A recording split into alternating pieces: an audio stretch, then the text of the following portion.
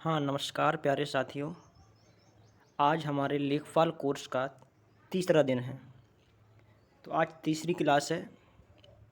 तो आप लोगों के दिमाग में ये प्रश्न होगा कि हम इस प्रकार के वीडियो क्यों देखें, इससे हमको क्या बेनिफिट होंगे। तो पहले ये बात क्लियर कर दें कि इससे आपको बेनिफिट क्या होने वाले हैं। तो क्वेश्चन आ रहा है आपके दिमाग में, हम इस विषय पर वीडियो क्यों देखें। तो कारण स्पष्ट है। या तो आप किसान के बेटे होंगे तो आपके पास खेती होगी। दूसरा कारण, यदि आप किसान के बेटे नहीं हैं, दूसरा कारण ये है कि आप कभी भी जब ज़मीन खरीदोगे या कोई प्लॉट खरीदोगे घर बनवाने के लिए, या इस प्लॉट को खरीदने बेचने का काम करते हो जिसे रियल एस्टेट कहते हैं, तो उन सब में भी ये जानकारी बहुत काम आती है। तो आप कुछ जानोगे ही नहीं तो कैसे, किस तरीके से काम कर पाओगे। दूसरे के भरोसे हमेशा ही रहोगे। जैसे आपने एक ज़मीन खरीदी 1 बीघा की। 1 बीघा में से 5 बिस्सा को बेचना है, तो कैसे बेच पाओगे। आप जानते ही नहीं 5 बिस्सा होता कितना है। तो ये चीज़ें सबको सीखनी आवश्यक हैं, हमेशा काम देती हैं। तो आज का टॉपिक क्या है, आज क्या सीखेंगे। आज का टॉपिक है भूमि मापन से संबंधित क्षेत्रफल मापन की इकाइयाँ। जो भूमि है, कोई प्लॉट है, उसका क्षेत्रफल निकालना है, तो उस मापन से संबंधित इकाइयाँ कौन कौन सी होती है, तो उसके बारे में बात कर लेते हैं। जैसे हेक्टेयर,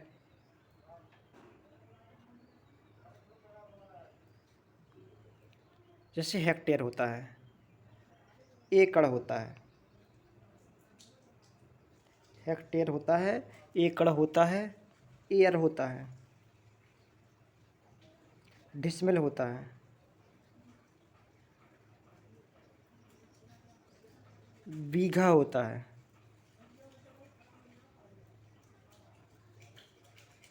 विस्सा होता है,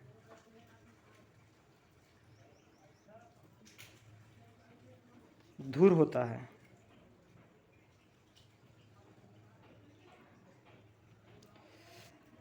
तो सबसे पहले हेक्टेयर में आते हैं।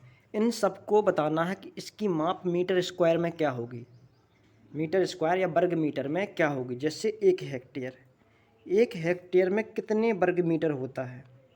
तो जैसे हम क्षेत्रफल निकालते हैं तो क्या होता है, जैसे ए वाली माप मान लो मीटर में है, ए वाली माप भी मीटर में है, तो क्षेत्रफल हमेशा वर्ग मीटर में निकलेगा, क्योंकि लंबाई गुणे चौड़ाई होती है। तो मीटर गुणे मीटर, वर्ग मीटर, वर्ग मीटर। यहाँ पर फुट और फुट हो गए तो वर्ग फुट, इंच इंच होंगे तो वर्ग इंच, गज गज होंगे तो वर्ग गज। तो 1 हेक्टेयर में 10,000 मीटर स्क्वायर होते हैं। कितने? 10,000 मीटर स्क्वायर, 10,000 या वर्ग मीटर, या मीटर स्क्वायर या वर्ग मीटर, वही बात है। देखो, यदि कोई खेत वर्गाकार आकृति का है, वर्गाकार की आकृति का है, और 100 मीटर वो लंबा है और 100 मीटर चौड़ा है। कितना? 100 मीटर लंबा है और 100 मीटर चौड़ा है। तो वो खेत 1 हेक्टेयर का होगा। कितना होगा? 1 हेक्टेयर का होगा खेत। यदि ऐसा ना हो, आयताकार हो, तो लंबाई गुणे चौड़ाई होगी तो कितना हो जाएगा? 10 स्क्वायर, 10,000 वर्ग मीटर हो जाएगा। 100 गुणे 100 कितना हो? जब क्षेत्रफल निकालेंगे तो कितना आएगा? 100 गुणे 100 कितना हो जाएगा? 10,000 वर्ग मीटर। यदि ऐसा नहीं है, आयताकार है, मान लो ये 200 है, 200 मीटर, तो ये वाला कितना होगा? 50 मीटर। तो ही पूरा 1 हेक्टेयर होगा। कैसे? तो इसका क्षेत्रफल निकालेंगे तो 10,000 मीटर स्क्वायर आने चाहिए। निकालते हैं क्षेत्रफल, लंबाई गुणे चौड़ाई होता है 200 गुणे 50, कितना आएगा? 10,000 वर्ग मीटर। वर्ग मीटर, 10,000 वर्ग मीटर। तो एक हेक्टेयर की बात हो गई। अब चलते हैं अगले इकाई पे। एक एकड़, एक एकड़ में कितने वर्ग मीटर होते हैं? तो यह है 40-47 वर्ग मीटर। पॉइंट में भी रहता है, इसके आगे इतना ही सही है, 40-47 वर्ग मीटर। अगली बात करेंगे, एक एयर, एक एयर, एक एयर में कितने वर्ग मीटर होता है? तो एक एयर में 100 वर्ग मीटर होता है, 100 वर्ग मीटर होता है।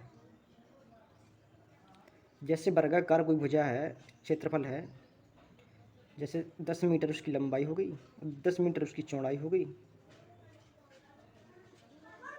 तो वो एक एयर का हो जाएगा। तो उस खेत की माप एक एयर हो जाएगी। एक एयर में 100 वर्ग मीटर है। जब हम इसका क्षेत्रफल निकालेंगे 10 गुणे 10 कितना हो जाएगा? 100 वर्ग मीटर। या ऐसा हो जाए, एक भुजा 2500 तो दूसरी 4 हो जाएगी, 25 मीटर और 4 मीटर, तब भी एक एयर हो जाएगी। 25 चौको 100, तब भी एक एयर हो जाएगी। अगली बात करते हैं,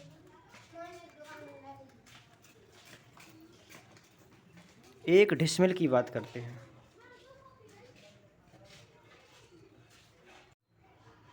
एक डिसमिल में होते हैं 40.47 वर्ग मीटर, वर्ग मीटर। या इसको बोल सकते हैं मोटा मोटा अंदाज 40.5 वर्ग मीटर। देखो आगे इनको जब हम वेरीफाई करेंगे, आगे इनके जब आगे जानेंगे इनके बारे में, तो ये आराम से याद हो जाएंगे कहाँ से आया 40.47। जैसे अभी मोटा मोटा जान लो, एक एकड़ में होते हैं 100 डेसिमल, तो 100 डेसिमल बराबर हो जाएगा 40.47 वर्ग मीटर। तो एक डेसिमल बराबर कितना हो जाएगा? 100 का भाग हो जाएगा, तो 40.47 वर्ग मीटर। अभी सबके विषय में एक एक बार जानेंगे। एक हेक्टेयर के विषय में अलग से जानेंगे कि एक हेक्टेयर में कितने एकड़ होता है, एक हेक्टेयर में कितने एयर होता है, एक हेक्टेयर में कितने डिसमिल होता है, एक हेक्टेयर में कितने बीघा होता है। ये अलग से इनके बारे में जानेंगे। ये अगले वीडियो, जस्ट इसके बाद जो वीडियो आएगा उसमें जानेंगे। अगला देखें, एक बीघा में, एक बीघा में कितने वर्ग मीटर होता है? एक बीघा में होता है 2530 वर्ग मीटर। कितना? 2530 वर्ग मीटर होता है, वर्ग मीटर होता है।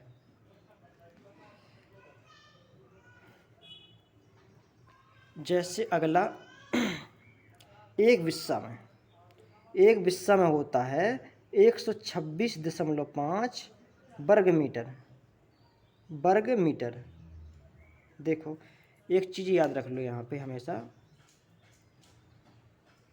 एक बीघा में, एक बीघा में 20 बिस्सा होते हैं।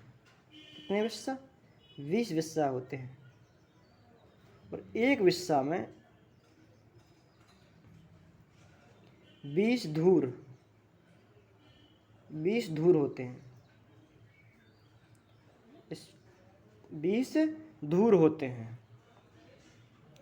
जैसे एक बीघा का कोई खेत है, एक बीघा का कोई आयताकार क्षेत्र है, यदि इसके 20 टुकड़े कर दिए जाएं,